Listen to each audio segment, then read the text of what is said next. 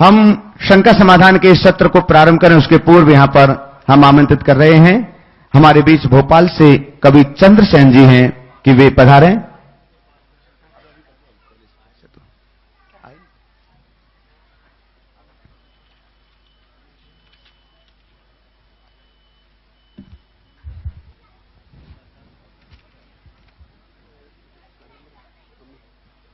दोस्तों, आज समय बहुत गहरी स्मृतियों में डूबा हुआ है।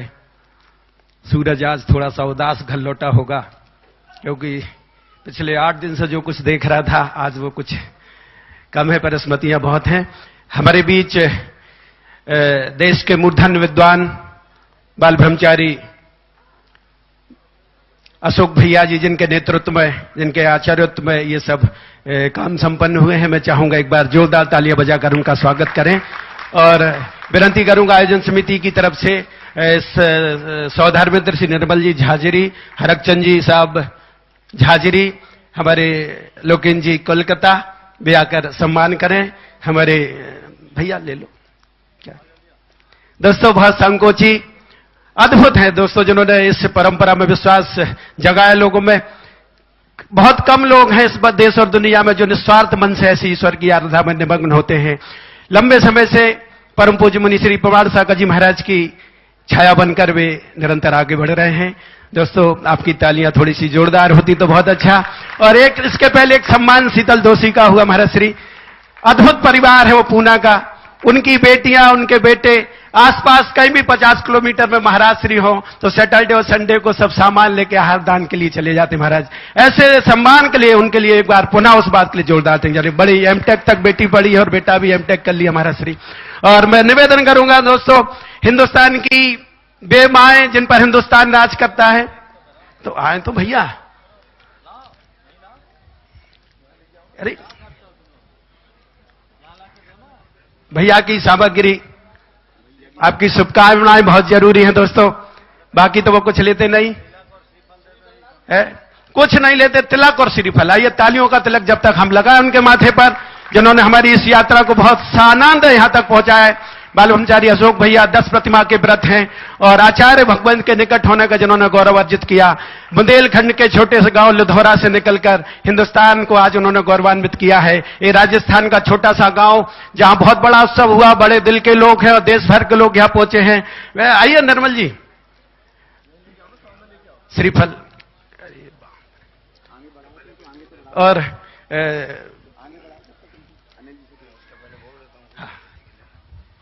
बोले आचार्य गुरुवर 108 श्री विद्यासागर जी महाराज की, गुरुवर प्रमाण सागर जी महाराज की, गुरुवर विराट सागर जी महाराज की। धर्म प्रेमी बंधुओं, आपने देखा हमारे प्रतिष्ठाचार्य भैया अशोक जी, हमने उनको वाइफ से निवेदन किया था और हमारी भावना उग्र हुई कि दाता नगरी में हमें सिद्धि चक्र विधान का आयोजन करना है। और उन्होंने तन मन वचन तीनों एकाग्र करते हुए जिस तरीके से विधान संपन्न किया, उसके लिए हम उनके अत्यंत आभारी है। और एक बार जोरदार करतल ध्वनि से भैया जी का सभी ने मान सम्मान करना चाहते हैं। बंधुओं, त्याग ये निकट भविष्य के मुनि है। ऐसे आचार्य गुरुवर ने ऐसे ब्रह्मचारियों को पैदा कर दिया कि सारे भारतवर्ष में धर्म का डंका बज रहा है।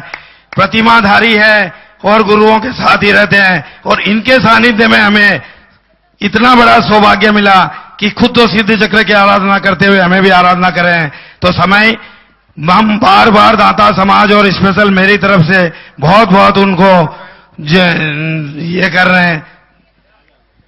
लोकेन जी जो कलकत्ता से हमारे बीच अपने गांव पहुंचे हैं, भैया को श्रीफल भेंट कर रहे हैं। आप भी दोस्तों इस दौर में शामिल हो जाएं। ये भी लोग हैं जिनसे हमारे समय का चेहरा निखरता है, आनंद का चेहरा निखरता है।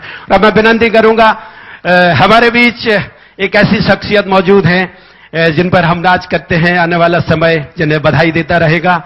और हमारे प्रमाण सागर जी महाराज की ग्रस्त जीवन की मां हैं वे। मैं विनती करूंगा, हाथ ऊपर करके तालियां बजाएं। दुनिया की श्रेष्ठतम माओं में शामिल हैं वे, जब तक मंच पर न पहुंचे। और उनके साथ ही उनके यशस्वी पुत्र भाई अनिल जी हमारे बीच उपस्थित हैं और उनकी सहधर्मिणी श्रीमती संगीता जी सेठी भाभी जी। मैं विनती करूंगा कि देखेगा एक परिवार के लोग कितने आगे तक जा सकते हैं।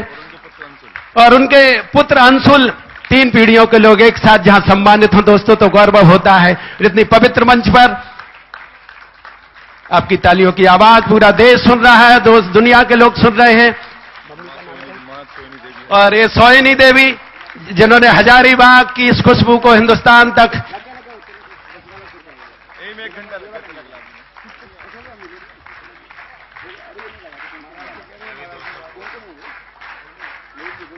प्रमाण सागर जी महाराज के स्वर दीन दुनिया प्रमाण सागर जी महाराज के स्वरों पर नाच करता है और स्वरों को देने वाली इस देवी का जोरदार तालियां बजाकर सम्मान करता है। जोरदार तालियां बजाकर सोहिनी देवी का हम स्वागत करेंगे। धन्य है ऐसी मातुश्री जिन्होंने ऐसे प्रमाण सागर को जन्म देके सारे जगत के लिए एक प्रमाण रख दिया कि जो माता ऐसे पुत्र को जन्म दे सकती है और सारे जगत में धर्म का लहर फैला रहे हैं, ऐसी माता की वंदना करते हुए हम भी धन्य हो रहे हैं। और धन्य है ऐसी माता जो ऐसे गुरु को जन्म दिए। उनके सम्मान के लिए आयोजन समिति के सर्वेसर्वा प्रमुख सौधर्मेंद्र भाई निर्मल जी झांझरी, दिगंबर जैन समाज के अध्यक्ष और मंत्री साहब और पंचायत के सरपंच, उनके माथे पर तिलक लगा। अनिल जी का सम्मान नहीं दोस्तों, एक परंपरा का सम्मान, एक समर्पण का सम्मान है।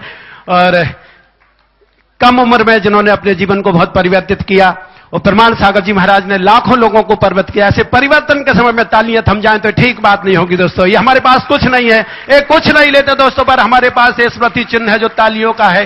दुनिया के स्मृति चिन्ह तो कहीं ना कहीं रख दी जाते, पर तालियों का स्मृति दिल की तिजोरी में संभाल के रखा जाता है।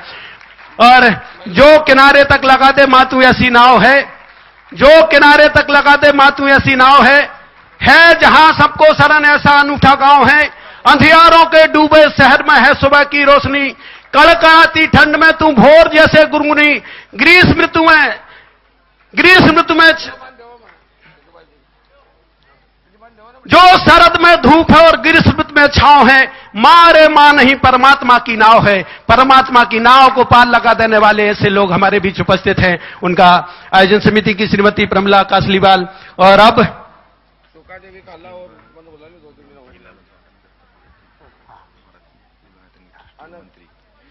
और इसके उपरांत दोस्तों ऐसी शख्सियत को मैं आमंत्रित कर रहा हूं।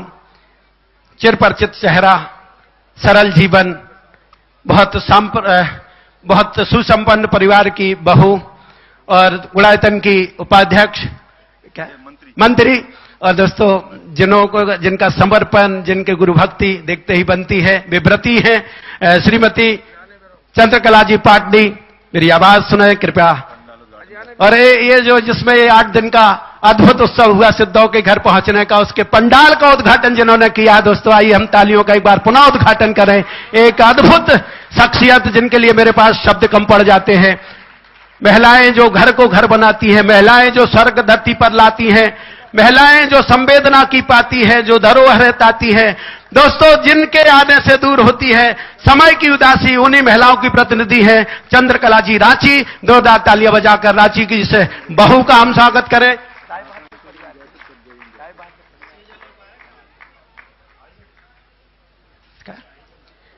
आइए चंद्रकला जी पाटनी, महान व्यक्तित्व उनका। देखिए मैं आइए लोगों का मन है और हर समय आत्म कल्याण की चिंता है और श्रवण परंपरा को और कुछ दे पाने की उनकी इच्छा बनी रहती है। और इसके उपरांत और अब निर्मल जी झांझरी के सम्मान के लिए दिगंबर जैन समाज, आइए आप सौधर्मेंद्र, अरे आइए तो आइए दोस्तों, तालियां बजाकर स्वागत तो कर ही दें। सारे समाज वाले आएंगे तब करेंगे, वे कह रहे हैं पूरी समाज के सामने करें। और अब पहला प्रश्न के लिए मैं विनती करूंगा अशोक भैया बनाए कि इनके हिस्से में ये पुण्य जा रहा है। हम शंका समाधान के सत्र को प्रारंभ कर रहे हैं और प्रथम प्रश्न के लिए हम यहां पर आमंत्रित कर रहे हैं जो आज गुणायतन परिवार में ट्रस्टी के रूप में सम्मिलित हुए हैं। बहुत सम्मान से मैं उन्हें आमंत्रित कर रहा हूं। श्री शीतल जी दोषी, श्रीमती विशाली देवी दोषी पूना से हमारे बीच है। सिद्धार्थ दोषी और श्रुति दोषी भी कृपया पधारें और महाराज श्री के चरणों में अपने प्रश्न यहां पर रखें। माइक ले लें। महाराज जी के चरणों में त्रिवार नमस्ते। महाराज जी, मेरा ये प्रश्न है, अगर किसी ने दूसरी प्रतिमा ली है और वो व्रती है और उनको मजबूरन किसी भी हालत पे उनका कोई ऑपरेशन करना ही पड़ रहा है, तो वो क्या करे? उनको कुछ दवाई भी लेनी पड़ेगी और उनको बेड के ऊपर, शुद्ध भोजन है वो बेड के ऊपर ही लेना पड़ेगा। तो इस वक्त उनके मन में विकल्प आता है, तो इसलिए क्या करें? ऑपरेशन से पूर्व आचार्य महाराज का आशीर्वाद ले और ऑपरेशन के बाद उनसे प्रायश्चित ले। ओके, जय जय। और सिद्धार्थ दोषी आइए, जल्दी। सिद्धार्थ श्रुति साथ में ही आ जाए। विशाली देवी दोषी वो भी आ जाए, प्रश्न पूछना हो। आगे तैयार रहेंगे श्री अनिल जी संगीता शेट्टी किशनगढ़, श्रीमती कमला देवी झांझरी दाता, मुकेश कुमार झांझरी दाता और श्रीमती मीना कासलीवाल। शीघ्रता। महाराज जी, मेरा प्रश्न यह है कि एक साल मैं बाहर काम करने के लिए गया था, तो अगर ऐसे होता है कि कोई भाई, दूर के भाई बहन में किसी का देहांत हो जाता है, तो अगर मैं कोई प्रदेश में हो तो उसको सूतक लगता है या फिर क्यों लगता है? बहुत अच्छा प्रश्न पूछा है। दूर देश में रहने वाले के लिए किसी प्रकार का सूतक लगता है या नहीं लगता है, तो क्यों लगता है? देखिए, सूतक पातक है क्या? मुझे जो लगता है कि प्राचीन काल में जो सूतक पातक की व्यवस्था थी, उसके पीछे एक कारण था। लोगों का जन्म घर में होता था, डिलीवरी घरों में होती थी, और घर में जन्म हुआ, जहां डिलीवरी हुआ, रक्तस्राव होता, वो नेगेटिव एनर्जी का फ्लो होता, लोगों का छूना छाना होता होगा, एक दूसरे के संपर्क और टच के कारण वो नकारात्मकता हमारे मंदिर आदि में न जाए, पूज्य प्रतीकों के साथ न जुड़े, इसलिए उन दिनों सूतक की व्यवस्था रहती थी। वही परंपरा से आज तक चल रही है, और इसीलिए पीढ़ियों को जोड़ा गया ताकि नजदीक के लोगों का ज्यादा मिलना जुलना होता था, दूर के लोगों का कम। अब तो लोग दूर दूर रहते हैं और लोगों का जन्म अस्पताल में होता है, घर में तो होता ही नहीं है। तो महाराज, आपके विचार से तो सूतक पातक बंद कर देना चाहिए।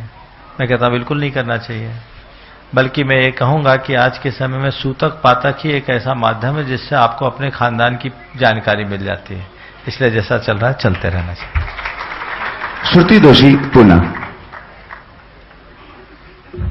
नमस्ते महाराज जी, मुझे पूछना है कि जब घर में वास्तु शांति हो तो क्या हम भगवान जी की मूर्ति घर पे ला सकते हैं, या ला सकते हैं तो फिर किस प्रकार लाने? वास्तु शुद्धि के काल में भगवान की मूर्ति लाने की जहां तक बात है, चल बिंब को अगर आवश्यकता पड़े तो ला सकते हैं, विधि विधान से पूरे घर की शुद्धि करके। श्री अनिल जी श्रीमती संगीता शेट्टी किशनगढ़। आगे।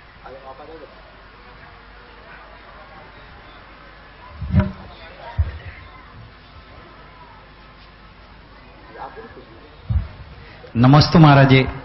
महाराज जी, हमारे मन में एक शंका है, समाज में कई संस्थाएं हैं जो बहुत पुरानी हैं, जैसे 100 साल हो गए, 80 साल हो गए बने हुए, लेकिन उसमें आज भी कोई चुनाव तो होता नहीं है। उसके जो पुराने ट्रस्टी हैं उनकी पीढ़ियों से पीढ़ियों में ट्रस्टी बदलते जाते हैं, ऐसे उसके वो स्वयंभू अध्यक्ष बन जाते हैं, सचिव बन जाते हैं, वो समाज का प्रतिनिधित्व करते हैं और वो समाज के ऊपर अपने विचार थोपना चाहते हैं। क्या ये उचित है और समाज को इस संबंध में क्या करना चाहिए? देखिए, ये जो व्यवस्थाएं हैं पीढ़ी दर पीढ़ी ट्रस्टी बनने की, मेरी राय में कतई ठीक नहीं है। मेरा अनुभव तो ये बताता है कि कई ऐसे लोगों को भी मैंने देखा है जिनके पुरखों ने कोई ट्रस्ट बनाया, मंदिर बनाए, बड़े बड़े धर्मायतन बनाए, और उसका प्रबंध अपने वारिसों को पीढ़ी दर पीढ़ी सौंप गए ट्रस्ट बनाकर। आज उनकी ही संतान उस ट्रस्ट की संपत्ति का उपभोग करके पाप कमा रही। पीढ़ियां चढ़ती उतरती है, समाज हमेशा हरी भरी बनी रहती है। इसलिए मैं सबसे कहना चाहूंगा कि कभी भी आप अगर कोई धर्म का कार्य करो और चाहते हो कि तुम्हारी भावी पीढ़ी नरक जाने से बचे, तो कभी भी उसका प्रबंध अपने वारिसों पर मत छोड़ो, समाज के साथ जोड़ करके करो। इस तरह की प्रबंध व्यवस्था करो ताकि यावत चंद्र दिवाकर उसका रखरखाव होता रहे। दूसरा सवाल कि लोग बैठ जाते हैं, उम्र हो जाती है। मैंने ऐसे लोगों को देखा कि कब्र में पांव लटके हैं लेकिन संस्था का मोह नहीं छूट रहा है। ये बड़ी विषम स्थिति बनती है। इसमें समाज की वे संस्थाएं जड़ताक्रांत हो जाती है। ऐसा भी नहीं होना चाहिए। अगर हमें किसी संस्था, किसी धर्मायतन या किसी और प्रतिष्ठान का न्यासी नियुक्त किया गया है, हम पर विश्वास और भरोसा करके सौंपा गया है, तो व्यक्ति की नैतिक जिम्मेदारी होती है कि जब तक वह उस ट्रस्ट या संस्था के प्रति पूरी तरह से समर्पित होकर काम करने की स्थिति में है तब तक उसकी जिम्मेदारी संभाले। और जब उसे लगने लगे कि अब मेरा शरीर इस लायक नहीं बचा तो अपनी जिम्मेदारी दूसरे को सौंपना चाहिए ताकि संस्था आगे बढ़े। अनुभव ये बताता है जैसे आदमी की उम्र होती है वैसी संस्था की भी उम्र होती है। जैसे आदमी बूढ़ा होता है वैसी संस्था भी बूढ़ी हो जाती है। तो जैसे जैसे संस्था बड़ी होते जाए उसमें नए नए लोगों को जोड़ते जाना चाहिए ताकि वो नए सोच के साथ उसको आगे बढ़ा सके और युगानुरूप परिवर्तन उसमें घटित किया जा सके। और ऐसे लोग जब अपने विचार को थोपते हैं तो अब वो लोग मजबूरन उसको हो सकता है उस समय निषेध नहीं करते हों लेकिन अंदर से स्वीकार नहीं कर पाते और इसके कारण हमारा नेतृत्व लचर हो जाता है। और जब समाज का नेतृत्व लचर होगा तो सारी व्यवस्थाएं अपने आप बिगड़ जाएगी। नमोस्तु महाराज जी। महाराज जी, धन बड़ा या धर्म? हाँ, धन बड़ा या धर्म? बिल्कुल। गणेश प्रसाद जी वर्णी के एक भक्त थे। वो उनसे कहा करते थे कि धन बड़ा या धर्म, त्याग बड़ा या धर्म। तो वर्णी जी उनको समझाते थे तो उनको समझ में नहीं आता था। तो एक दिन वो दोनों जा रहे थे, रास्ते में एक नदी पड़ी। अब नदी पार करना था, नाव से जाना था। दोनों नाव पर सवार हुए। पार होने के बाद जो उनके भक्त थे उनने अपने जेब से पैसे निकाले और नाविक को पेमेंट करने लगे और फिर कहा, देखा महाराज, आज हमारे पास पैसा नहीं होते तो हम इस पार नहीं आ पाते। आज हमारे पास पैसा नहीं होता तो हम इस पार नहीं आ पाते। तो वर्णी जी ने कहा, सुनो। उनने कहा, आज मेरे जेब में पैसा नहीं होता तो हम इस पार नहीं आ पाते। तो वर्णी जी ने कहा, सुनो, यदि पैसा तुम्हारे जेब में होते तो इस पार नहीं आ पाते। जेब में पैसा रहने से इस पार नहीं आए, जेब से पैसा निकला इसलिए इस पार आए। इसलिए बस समझ लो क्या बड़ा है। नमस्ते। श्रीमती कमला देवी झांझरी दाता, श्री मुकेश कुमार झांझरी दाता तैयार रहेंगे। आगे श्रीमती मीना कासलीवाल, श्रीमती रितु जैन जबलपुर, श्रीमती रानू जैन जबलपुर।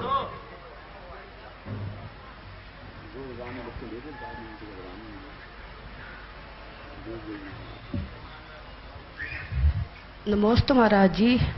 मेरा यहाँ आपके सानिध्य में सिद्ध चक्र विधान बहुत अच्छा से हो गया और मेरी भावना भी थोड़ी थोड़ी पूरी हो गई। और महाराज जी, यहाँ न मेरी भावना यह है कि यहाँ हमेशा धर्म की भावना प्रभावना बनी रही।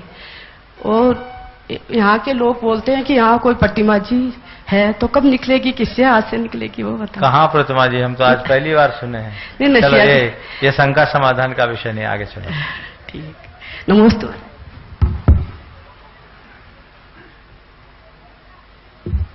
नमस्ते गुरुवर, मैं मुकेश झांझरी दाता सूरत।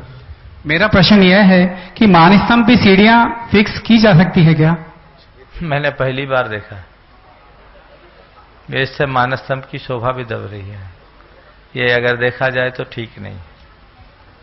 बात हुई है जी। श्रीमती मीना कासलीवाल। हरचंद जी, आपका ही बेटा है शायद। हाँ। रितु जैन जबलपुर, रानू जैन जबलपुर तैयार रहेंगे। श्रीमती अंजू जैन बड़ी डूंगरी। नमस्ते महाराज जी। महाराज जी, उपवास करने की विधि क्या है?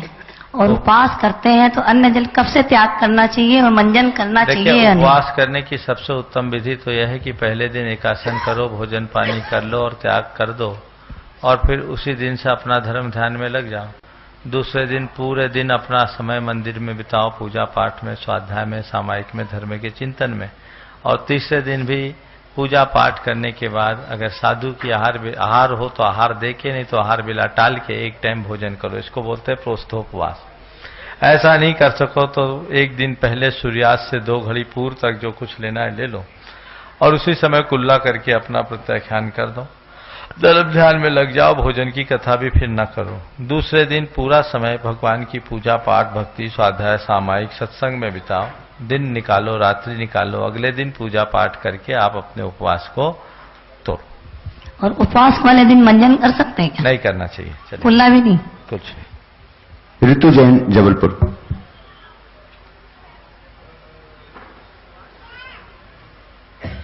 नमोस्तु महाराज जी, मैं ऋतु जैन, जबलपुर। महाराज जी, कई बार कई घटनाओं का आभास हमको पहले से हो जाता है, तो ये भ्रम है और अधिकतर वो घटनाएं कई बार सही भी हो जाती हैं। जब सही हो जाती तो भ्रम क्या? नहीं तो कभी कभी किसी का मन ऐसा हो जाता है, सिक्स सेंस काम कर जाता है बोलते हैं, और पूर्वाभास हो जाता है।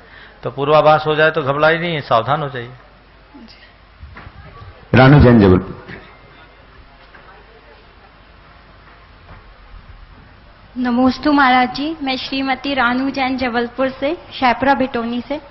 मेरा प्रश्न है महाराज जी, आज सिद्ध चक्र विधान का अंतिम दिन था और जैसे मैना सुंदरी ने अपने पति का इस विधान का करके पाठ और पति का कोढ़ दूर किया, तो आज मेरी भी एक मनोभावना थी कि मेरे पति की अच्छी आदत नहीं है पान मसाला वगैरह खाने की। सब छूट गया, क्यों बार बार बोलती है, परेशान करती है लाइव कार्यक्रम में। चलो जबरदस्ती, एक बार हो गया, पीछे क्या पड़ी है, छोड़ दिया वो, पर हुआ नहीं महाराज, छूट गया है। चलो, सब ये लाइव का विषय नहीं है।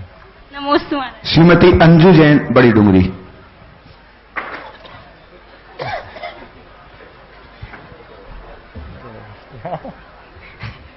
नमोस्तु महाराज जी, मेरा प्रश्न है, सुमेरु पर्वत पे मंदिर होते हैं चारों दिशा में, तो उनका मुख कौन सी दिशा में होता है मूर्तियों का? देखिए, हमारे हिसाब से पूर्वादिक है, ऐसा लिखा जाता है पूर्व मुख, लेकिन वो वहां के हिसाब से दिशा होगी। समझ गए? अब जैसे आज हम जिधर मेरू पर्वत के दक्षिणी हिस्से में हमारा पूर्व है और उधर नील पर्वत है, इधर निषद पर्वत है, नील पर्वत उधर का उदयाचल है, तो वो पश्चिम हिस्सा हो जाएगा, जिसे हम इधर से पूर्व कहते हैं, उल्टा हो जाता है। नमस्ते। आगे तैयार रहेंगे आकांक्षा जैन, जयपुर, सुनील जैन, दिल्ली, प्रज्ञा जयपुर, जिनेन्द्र जैन।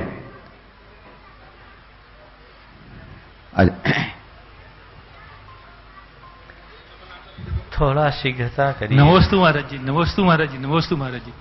महाराज जी, मौन व्रत धारण करने से हमें क्या लाभ होता है? मौन व्रत धारण करने से सबसे पहला लाभ तो यह कि झगड़ा नहीं होता। होता है कि नहीं? मौने न कलहो नास्ति, जहां झगड़े की संभावना वहां मौन हो जाओ। दूसरी बात, मौन रखने से हमारी आधी प्रवृत्तियां संयत हो जाती है। तीसरी बात, मौन रखने से हमारी एनर्जी वेस्ट नहीं होती। नमस्ते महाराज। जेके जैन, जयपुर, जिनेन्द्र जैन, निर्मल जी झांझरी, तैयार हैं। नमस्ते महाराज जी। महाराज जी, मुक्ति रूपी सफर सामने है और परिवार रूप भी हम सब पर पीछे है।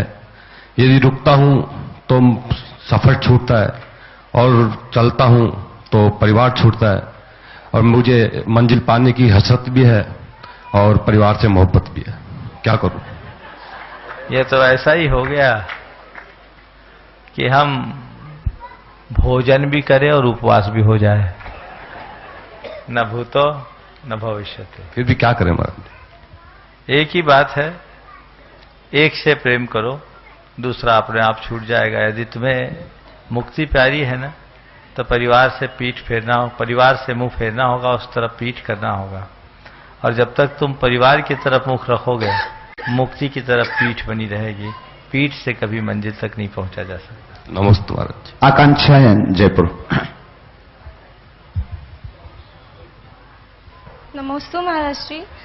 मेरा क्वेश्चन है कि हमने सिद्ध चक्र विधान किया तो उसका पुण्य मिला होगा, तो उसका पुण्य जो है हमें हमारी लाइफ में आगे जाके कब और कैसे मिलेगा? वाह, काम किया नहीं और तुरंत उसका रिजल्ट खोजते। बीज बोते ही थोड़ी अंकुर उड़ता है, बीज बोने के बाद अंकुर प्रकट होने तक एक लंबा टाइम होता है। इतना विश्वास रखो कि मैंने जो किया है अच्छा किया है और अच्छे का परिणाम जरूर आएगा। तुलसी ने लिखा है, तुलसी अपने राम को रीझ भजो चाहे खींच। तुलसी अपने राम को रीझ भजो चाहे खींच, खेत पड़ो जम जाओगो औंधो सीधो बीज। इसलिए बस बीज बो दिया, अब उगेगा, निश्चिंत हो जाए, समय पर उगेगा, आकुलता करने से नहीं। चलो। प्रज्ञा जैन, जयपुर। नमोस्तु महाराज जी। महाराज जी, मेरा क्वेश्चन है कि जब से आपका जयपुर में चातुर्मास हुआ तो हम लोग धर्म की तरफ आगे बढ़े, तो अब लेकिन कुछ लोग ऐसे बोलते हैं कि हम बैकवर्ड हो रहे हैं, या फिर मतलब हमें रोकते हैं कि तुम्हारी एज नहीं है ये सब करने की, तो उन तुम पागल हो। हाँ, मतलब हाँ। तुम लोग ऐसा बोलते हैं। एक बार ऐसे ही मुझसे कहा एक लड़के ने कि महाराज जी मैं धर्म से जुड़ गया तो मेरे सारे फ्रेंड कहते हैं कि तुम तो पागल हो गए। मैंने कहा उससे कहो एक पागल को सारी दुनिया पागल ही दिखती है। समझ गए? जो खुद बैकवर्ड होते हो उनको दूसरे लोग बैकवर्ड दिखते हैं। तुमने जो रास्ता चुना है अपनी रुचि से चुना है, हाँ, तुम्हें सुख और सुकून मिल रहा है, हाँ। तो कोई कितना भी बैकवर्ड कहने लगे उसको लेकर के तुम्हें शर्मिंदा होने की जगह गौरवान्वित होनी चाहिए कि आज के इस विषम युग में भी मैं अपनी ध्येय निष्ठा से विचलित नहीं, किसी गलत रास्ते पर नहीं चल रही। ये मेरे जीवन का सौभाग्य है। जब सारी दुनिया भटक रही है, मैं गुरु की कृपा से सही रास्ते पर चल रही। मुझसे ज्यादा भाग्यशाली इस दुनिया में और कोई नहीं। जिनेंद्र जैन। महाराज जी के चरणों में साहिर नमोस्तु। मैं दीपेन जैन जबलपुर से। महाराज श्री, हमारा और भगवान का क्या संबंध है? भगवान हमारे क्या लगते हैं और हम भगवान के क्या लगते हैं? इस चीज की स्मृति करा दीजिए जिससे कभी जीवन में हमारा भजन न छूटे। बहुत सुंदर। सूर्य और कमल का क्या संबंध है? जब सूर्य की रोशनी पड़ती तब कमल खिलता है। और जो नाता सूर्य और कमल का वही नाता भगवान और भक्त का है। बस ध्यान रखो, सूर्य की किरण पड़ती है, कमल खिल जाता है, और सूर्य अस्त होता है, कमल मुरझा जाता है। जब तक तुम पर भगवान की कृपा दृष्टि है तुम्हारा जीवन कमल खिला रहेगा, और जिस दिन उस कृपा दृष्टि से दूर हो जाओगे मुरझा जाओगे। बस इस संबंध को सदैव याद रखो, इसका एहसास रखो। महाराज जी एक चीज और, बस एक महाराज, एक ही चलो। श्रीमती चंद्रकला जी पाटनी, रांची।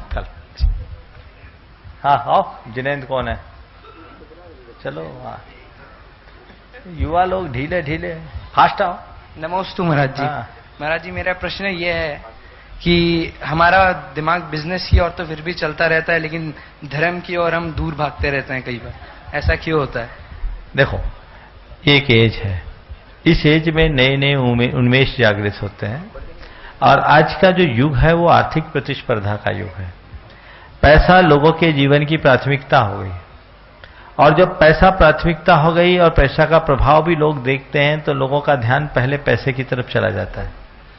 और जब पैसे की तरफ चला जाता है, पैसा करते कमाते कमाते जब फ्रस्ट्रेट होने लगते हैं ना, तब फिर समझ में आता है धर्म क्या है।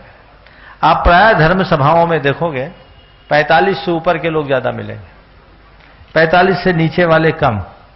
मैं तुम जैसे यंगस्टर्स को कहना चाहता हूं कि 45 का होकर के धर्म से जुड़ने की अपेक्षा अभी से जुड़ जाओ, तो 45 में भी तुम 25 के बने रहोगे।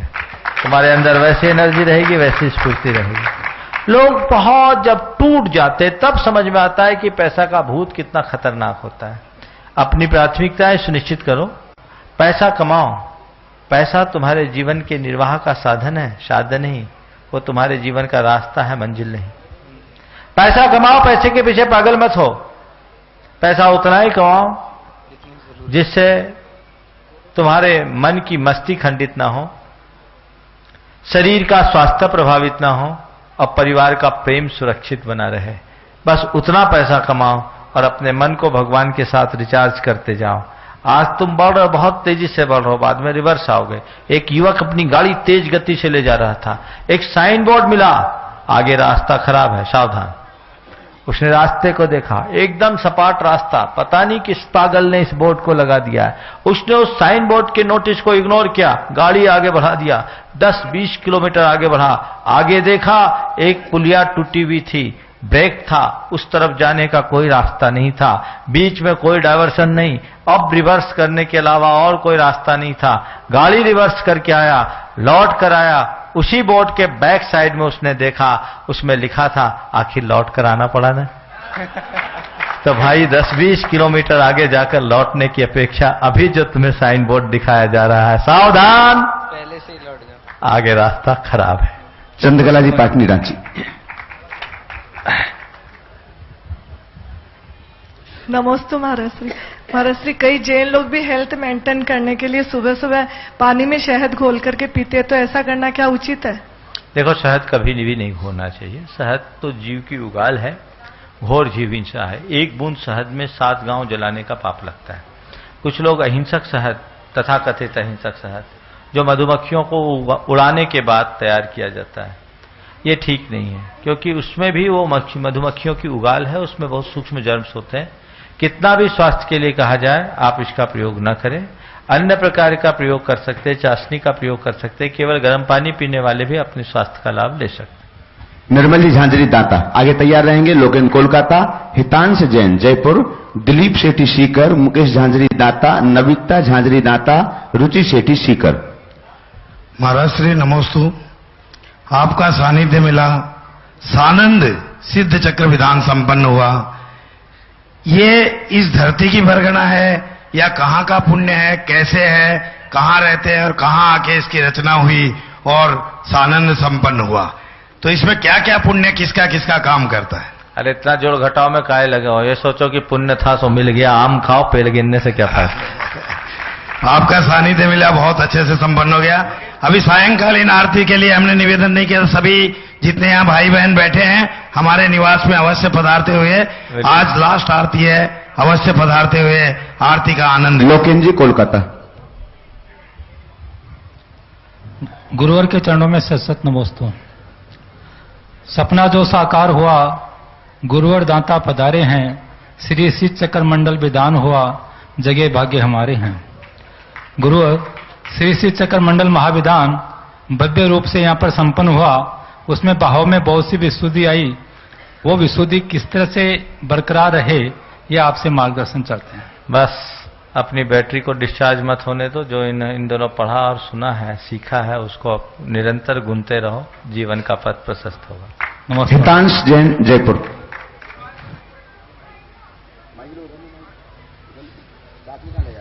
एक आध नाम और बोल दो। नमस्ते महाराज श्री। मेरा नाम हितांश जैन है, मैं जयपुर से आया हूँ। मेरा प्रश्न ये है कि सारे भगवान के चिन्ह होते हैं, पर बाहुबली भगवान का क्यों नहीं होता? देखो, बाकी भगवान के लिए तो चिन्ह हमको खोजना पड़ा, अब बाहुबली भगवान के साथ चिन्ह अपने आप आ गया। उनके साथ जो लगी हुई लताएं होती ना, बेलें, वो अपने आप बता देती बाहुबली। चलो। दिलीप शेट्टी, सीकर। आगे तैयार रहे मुकेश झांझरी, नविता झांझरी, रुचि शेट्टी, कोमल जैन, जय कुमार पाटोदी। नमस्ते महाराज जी। महाराज जी, शांति धारा, महाराज जी शांति धारा यंत्र जी पे होनी चाहिए या प्रतिमा पे? शांति धारा अगर रिद्धि मंत्र से करते हैं तो प्रतिमा जी पे करने में दोष नहीं है। नहीं, जैसे मंदिर में हम प्रतिमा जी विराजमान करते हैं और यंत्र जी भी करते हैं, तो किस पे करनी चाहिए? जहाँ जैसी परिपाटी वैसी करो। कामना मंत्र को प्रतिमा जी पे लोग नहीं करते, रिद्धि मंत्र से प्रतिमा जी में कर सकते हैं। नमस्ते। आगे कवि चंद्रसेन जी जैन, भोपाल से हमारे बीच हैं। और आज बंधु हम आपके लिए बतला दें, आज की अंतिम सांस्कृतिक संध्या में आप विराट कवि सम्मेलन सुनेंगे, जो कवि चंद्रसेन जी के संयोजकत्व में आज 9 बजे से यहां पर प्रारंभ होगा। विराट कवि सम्मेलन, कवि चंद्रसेन जी, भोपाल। भरश्री, बहुत अभिभूत हूं, आनंद से भरा हूं, और ईश्वर जानता है कि लौटने में पहली बार मुझे तकलीफ हो रही है। इतने दिन कहीं नहीं रहे हम। आज मुझे अपने माँ की बात याद आ रही है। दुनिया की बहुत श्रेष्ठ माँ थी आज, सोहिनी देवी का। वो उनसे 2 बातें कही थी कि भैया बड़े कवि नहीं, अच्छे कवि बनना। बड़े कवि नहीं, अच्छे कवि बनना, सब कुछ छोड़ना, जरूरत पड़ो तो प्राण भी छोड़ना, पर आचार्य विद्यासागर के चरण मत छोड़ना। महाराज श्री, उस माँ ने आज देख के मुझे बहुत आनंद लगा, आपको इस मार्ग पर भेजा। मैं कुछ पंक्तियां इस मंच का उपयोग करना चाहता हूं, जो बहुत आने वाले समय में बहुत बड़ी क्रांति का एक जनक बनेगा। कि इन दोनों बूढ़े माँ पिता की बहुत उपेक्षाएं महाराज देख रहा हूं। मैं पंक्तियां कहता हूं नई पीढ़ी के बच्चों से कि सुबह हुई सूरज ने अपनी किरणों में रंग डाले, सुबह हुई सूरज ने अपनी किरणों में रंग डाले, जिनके संग में माता पिता वे सब हैं किस्मत वाले, जिनके संग में माता पिता वे सब हैं किस्मत वाले, बड़े बुजुर्गों की कीमत जिनके घर में होती है, बड़े बुजुर्गों की कीमत जिनके घर में होती है, समृद्धि उनके घर में आकर फसलें बोती है, समृद्धि उनके घर में आकर फसलें बोती हैं। हीरा पन्ना माणिक मोती होंगे भले खजाने में, माणिक पन्ना हीरा मोती होंगे बड़े खजाने में, पर मात पिता से बढ़कर कोई दौलत नहीं जमाने में, मात पिता से बढ़कर कोई दौलत नहीं जमाने में। वो मां जिसने 9 महीने तक तुम्हें पेट में पाला, वो मां जिनने 9 महीने तक तुम्हें पेट में पाला, तुमको किंचित कष्ट नहीं हो जपी निरंतर माला। तुम्हें सुलाने जिसके नैना रात रात भर जागे, तुम्हें सुलाने जिनके नैना रात रात भर जागे, सारी सृष्टि नतमस्तक है उसके त्याग के आगे। मां जैसा दुनिया में मित्रों बोलो कौन यहां है, और जिसकी कोई नहीं है उपमा वो तो केवल मां है, जिसकी कोई नहीं है उपमा वो तो केवल मां है। अपने घर के दरवाजों पर लिख देना तुम जाकर, जीवन का ये सरल सूत्र है रखना नहीं छिपाकर। अपने बुढ़ा पड़ोसी राते रिश्तेदारों से कह देना, जहां जहां तक खबर जाए वो खबरें पहुंचा देना, जहां जहां तक खबर जाए अब खबरें पहुंचा देना। मात पिता के एहसानों को जो विस्मृत कर जाते हैं, मात पिता के एहसानों को जो विस्मृत कर जाते हैं, अच्छे दिन उनकी किस्मत में कभी नहीं आते हैं, अच्छे दिन उनकी किस्मत में कभी नहीं आते हैं, अच्छे दिन उनकी किस्मत में कभी नहीं आते हैं। अगर चाहते हो मिल जाए गुरु कृपा की मेवा, अगर चाहते हो मिल जाए गुरु कृपा की मेवा, तो प्रमाण सागर जी कहते हैं करो मात पिता की सेवा। प्रमाण सागर जी कहते हैं करो मात पिता की सेवा। जो बच्चे भटके हैं वापस में मुड़ जाए, जो बच्चे भटके हैं मित्रों रिश्तों की ओर मुड़ जाए, और ज्यादा कुछ नहीं करें वे ऑनलाइन जुड़ जाए, ज्यादा कुछ भी नहीं करें वे ऑनलाइन जुड़ जाए। घर से घर को जोड़ करें, मिलकर के वो काम करो। बच्चों से कह रहा हूं जो रिश्तों को जोड़ सके मिलकर के वो काम करो। एक समर्पण की पाती बस मात पिता के नाम करो। एक इन्हीं भावना के साथ महाराज श्री कुछ नए बच्चों के लिए कुछ ऐसी दिशा ज्ञान दे कि मां पिता की कीमत को भी समझे। देखो बहुत संवेदनशील मुद्दे को एक बात और, मेरे 97 वर्ष के पिताजी हैं, उन्होंने वो बहुत संस्कार आज वो भी सुन रहे हैं। बहुत सुंदर। हमारे पिता के लिए एक बार आप जोरदार, जिनने हमें संस्कार। 2 पंक्ति उनके लिए भी सुना दो। महाराज श्री भी स्वयं कवि है और मुझे जो संस्कार दिए उन्हें ही दिए हैं, और मैं उन्हें यहीं से प्रणाम करता हूं। बहुत सुंदर, बड़ा भावुक क्षण बन गया है और आपने बड़े संवेदनशील मुद्दे को छेड़ा है। माता पिता का स्थान भारत की संस्कृति में जितना ऊंचा बताया गया उतना कहीं नहीं। भारत में माता पिता को माता पिता की संज्ञा न देकर मातृदेवो भव पितृदेवो भव की उक्ति गूंजी है। गणेश कथा में हम जानते हैं कि गणेश ने माँ बाप की ही परिक्रमा की तो सारे ब्रह्मांड की परिक्रमा मान ली गई। ये माता पिता का स्थान है, इतना ऊंचा स्थान। कुरल काबे में लिखा है कि जिनके ऊपर माता पिता का आशीष बरसता है उनके ऊपर देवों के आशीष से भी ज्यादा आशीष फलता है, दिव्य आशीषों से भी अधिक आशीष फलता है। कहने का तात्पर्य यह है कि जिस भारत में माँ बाप को इतना ऊंचा स्थान दिया गया, उसी भारत में माता पिता की उपेक्षा के ऊपर लोगों को सावधान करना पड़ रहा है या माता पिता की सेवा करने का कर्तव्य बोध कराना पड़ रहा है। यह बड़े विडंबना की बात है। संतान को चाहिए कि सदैव अपने माँ बाप के ऋण स्मरण को याद रखे, उनके ऋणों का स्मरण करे, क्या क्या उनका उपकार रहा, कितने अभाव में, कितनी विषमता में, कितनी प्रतिकूलता में उन्होंने तुम्हारा लालन पालन किया। आज तुम जो कुछ भी हो उनके ही कारण है, उनके ही बदौलत है। तुम्हारे शरीर का एक एक बूंद खून उनकी कृपा का प्रसाद है और उनकी उपेक्षा ये कतई नहीं होनी चाहिए। बस ये सोचना चाहिए कि जब उनने हमें जन्म दिया, जीवन दिया, संस्कार दिया, तो हम भी उनके लिए कुछ करें। माँ बाप की आंखों में 2 घड़ी में बड़ी आंसू आते हैं। एक बेटी की विदाई पर और दूसरी बेटे की बेवफाई पर। बेटी की विदाई वे स्वेच्छा से करते हैं और उस आंसू में उनके अंदर कर्तव्य बोध का एहसास होता है, और बेटे की बेवफाई में जो आंसू निकलते हैं उस समय गहरा संवेदना का आघात होता है जो जीवन भर वो नहीं सह पाते। तो संतान को चाहिए अपने माँ बाप के लिए जितना बन सके करने की कोशिश करे, उन्हें कभी उपेक्षित न करे। अभी समय ज़्यादा नहीं है इसलिए मैं अभी इस पर ज़्यादा प्रकाश नहीं डालूंगा, क्योंकि आज बहुत से भाई लोग प्रश्नों की लाइन में खड़े हैं, शिकायतें हैं, हमें अवसर नहीं मिलता। इसलिए इस प्रश्न के उत्तर में मन तो बहुत हो रहा है, पर मैं जानता हूं कि यदि मैं इसमें बोलना शुरू करूंगा तो पूरा समय इसी में चला जाएगा। इशारे में लोग समझदार हैं। मैं इतना ही कहूंगा, कभी किसी के अपने माँ बाप की प्रति तो उपेक्षा का भाव रखना ही नहीं चाहिए। सदैव एक पंक्ति में कहता हूं, यदि तुम श्रवण कुमार की मां बनना चाहती हो तो अपने पति को श्रवण कुमार बन जाने दो, क्योंकि श्रवण कुमार के घर में ही श्रवण कुमार उत्पन्न होता है। अगर तुम्हारा पति आज श्रवण कुमार बनेगा तब तुम किसी श्रवण कुमार को जन्म देने का सौभाग्य पा सकोगे, और यदि तुम अपनी माँ बाप की उपेक्षा करोगे तो तय मान करके चलना, तुम्हारी संतान औरंगजेब की औलाद बनेगी, श्रवण कुमार नहीं। बंधुओं, ऑनलाइन से जुड़ने के लिए हम आपके लिए बता दें, आप अपने मोबाइल पर प्रमाणिक ऐप लोड करें और आपके जो भी प्रश्न हैं आप उस प्रमाणिक ऐप पर भेजें। समय समय पर हम उन ऑनलाइन प्रश्नों को भी यहां पर लेते हैं ताकि आपके मन में उठने वाले प्रश्नों का भी समाधान हो सके। नविता झांझरी दाता, शीघ्रता करें, थोड़ा सा समय समाप्त होने जा रहा है। एक दो और आ जाओ। हाँ नमस्ते महाराज जी। हाँ बोलो। मायका भी होता है लड़की का और ससुराल भी होता है लड़की का।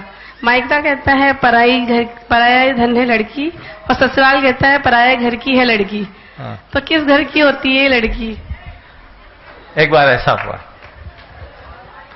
पत्नी मायके से ससुराल आई तो बातचीत हुई, तो बातचीत में उसने कहा मैंने घर छोड़ा तो ससुराल मिली, पिता को खोया तो ससुर मिल गए, माँ को खोया तो सास मिल गए, भाई को खोया तो जेठ मिल गए, भाभी को खोया तो जेठानी मिल गई, और बहन को खोया तो ननद मिल गई। पति ने पूछा मैं कहां से मिला? कहा तुम फोकट में मिल गए। फोकट में मिल गए। रुचि शेट्टी सीकर आगे तैयार रहेंगे। नरेंद्र संगीतकार जयपुर, माया झांझरी दाता, लवली झांझरी दाता। नमस्ते महाराज श्री, मेरा क्वेश्चन ये है कि हम जब चौका लगाते हैं तो सनमाइका के पाटे यूज नहीं करते हैं, इसमें क्या दोष है? एक समय तक सनमाइका के बारे में कहा करते थे कि दोष है, लेकिन एक बार गुरुदेव जब वहां की यात्रा कर रहे थे तारंगा जी की, तो उनका एक सनमाइका की फैक्ट्री में प्रवास हुआ और ये स्पष्ट हो गया कि सनमाइका में इस तरह का कोई दोष नहीं है, इसलिए अगर उसका उपयोग करते हैं तो ऐसा वर्ज्य नहीं है। पहले कहा जाता था कि उसमें अंडे का प्रयोग होता है, पर वो चीज नहीं। चलो जल्दी आओ। नरेंद्र संगीतकार जयपुर। हाँ एक साथ। गुरुदेव नमोस्तु। जब हम किसी कार्यक्रम में फिल्मी दर्जों को प्रयोग में लेते हैं तो लेना चाहिए या नहीं, और जब नहीं लेते हैं तो जब आजकल की यंग जनरेशन होती है वो कहती है कि प्रोग्राम अच्छा नहीं हुआ, और जब चिंता मत करो, प्रोग्राम अच्छा हो या ना हो, तुम काम अच्छा करो। तुम्हारा इतना सुंदर गला है, तुम्हारे पास इतना अच्छा कला है, और तुम पढ़े, पहले ऐसे संगीतकार मुझे दिखे जो शास्त्री हो, पढ़े लिखे हो। तुम्हें चाहिए कि अपनी मौलिकता को मत खो और अपनी पहचान बनाओ। मैं एक बार ऐसी चर्चा कर रहा था, एक बहुत अच्छा गायक था, और मैंने उससे कहा कि बहुत पुरानी बात है, आज से 20 साल 22 साल पहले की बात, 1994 की, कि आजकल पैरोडी चल रही है। तो मैंने उससे कहा कि तुम्हारे पास गला है, कला है, सुंदर अभिव्यक्ति दो। हाँ एक साथ। आप गला है, कला है, सुंदर अभिव्यक्ति दो।